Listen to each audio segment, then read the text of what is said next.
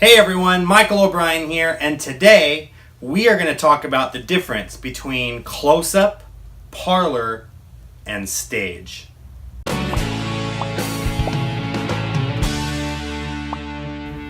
Hey everyone, thank you so much for checking out this video. Today I wanted to answer a question that a few of you guys have had. There's been some confusion when I talk about close-up or stage magic or even parlor magic. And some people are not quite sure the differences between, the different types of magic that I'm talking about.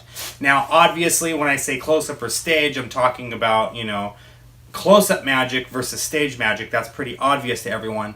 But there's some sort of line there, a gray area between the different types of magic. So I just wanted to clear that up really quickly today.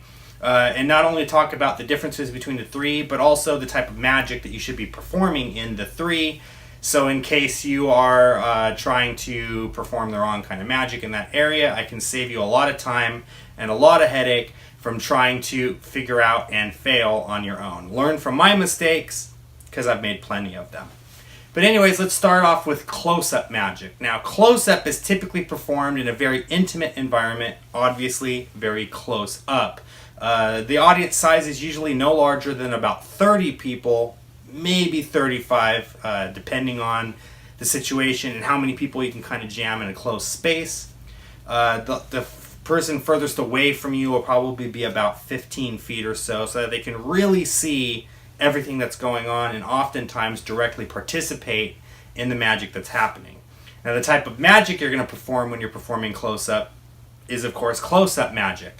You want to avoid performing anything with large props, things that will not fit on the table in front of you, because space will probably be limited.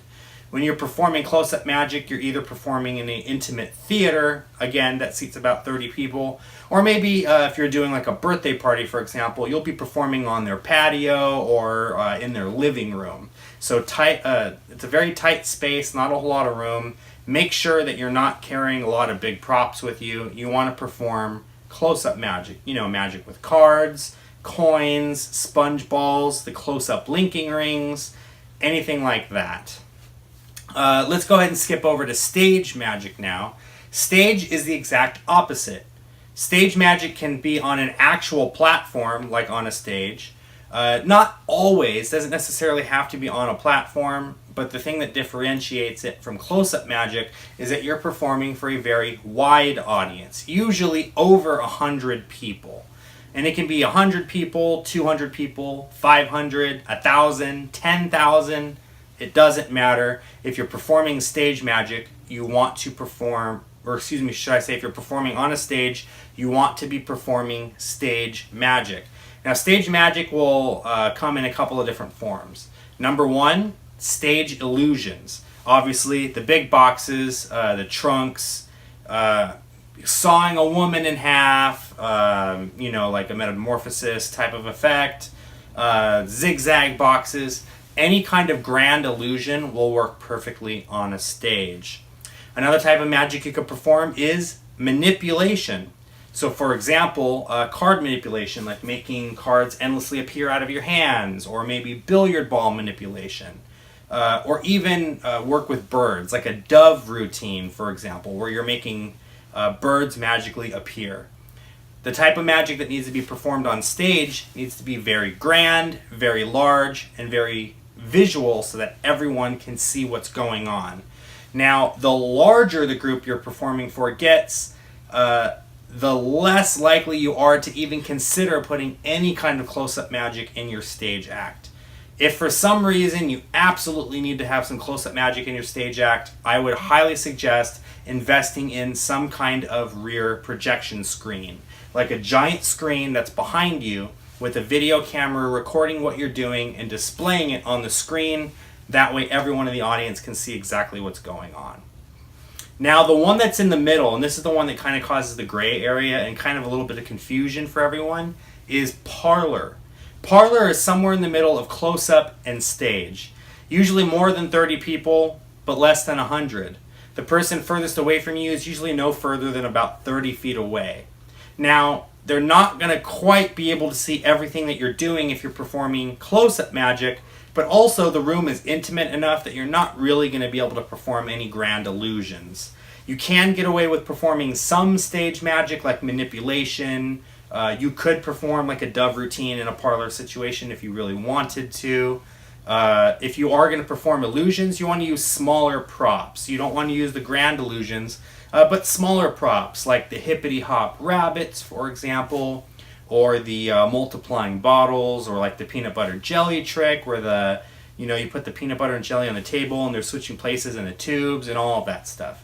So that kind of stuff is okay to perform in a parlor situation, but again, avoid large illusions that you would perform on a stage.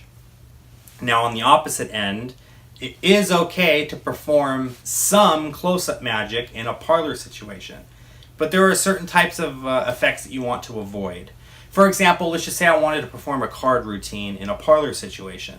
I wouldn't want to perform a routine like an ambitious card trick where a card is selected, the audience has to see the face of the card, it's lost in the deck, and then magic is happening right here, the card coming up to the top over and over again. The magic needs to play big. So if you do want to perform some kind of card magic, you want to do a trick where the card itself becomes the effect that the audience can see. And when I say the card itself, I mean make the card itself do something.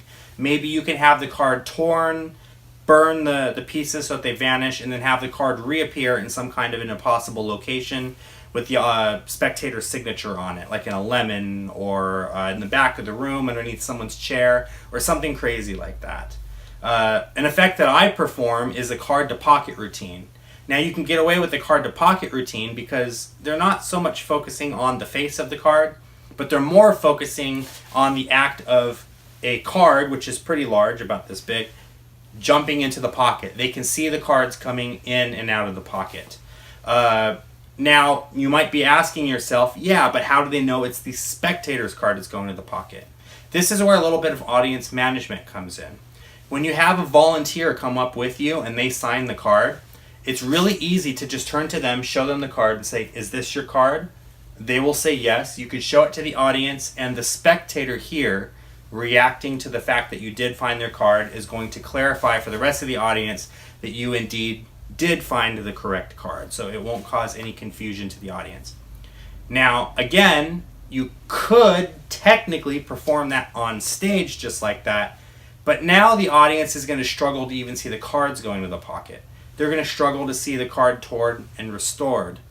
Again, you want to avoid that kind of magic when you're performing on stage. I really hope that this clarified for you guys. If you have any questions, please be sure to leave me a comment in the comment section below. Also, if you have a question and you would like me to do a future video on that question, go ahead and feel free to ask in the comment section as well. And if it's something that I don't think I can answer in a sentence or two response, I'll be more than happy to do a video on that. Thank you so much, everyone, for watching this video. I hope you enjoyed it. Until next time, keep practicing. Hey everyone, thank you so much for watching this video. If you enjoyed it and you want to see even more videos just like it, please be sure to click the subscribe button. Don't forget to turn on notifications, and if you would like to check out some official O'Brien Magic products, please be sure to visit www.obrienmagic.com and visit our official online store.